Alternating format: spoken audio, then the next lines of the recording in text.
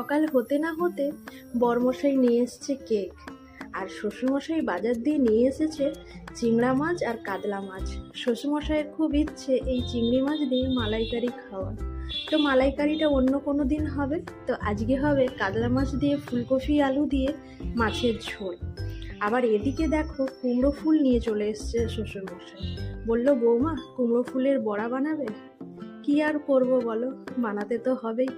ফুলগুলো ভালো করে আমি বেছে নিয়ে ছোট্ট ছোট্ট করে কুচি করে নিয়েছি।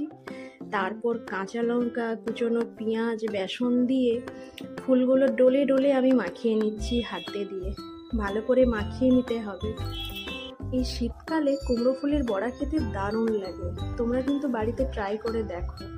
হালকা আঁচে ছোট ছোট বড়ার আকার করে ভালো করে তেলে ভেজে নিতে হবে। আর এদিকে হয়েছে সাঁচি লাউ দিয়ে চিংড়ি মাছের তরকারি আর ফুলকপি আলু দিয়ে মাছের ঝাল। সর্বশেষ আমি খেতে বসে পড়লাম। ভালো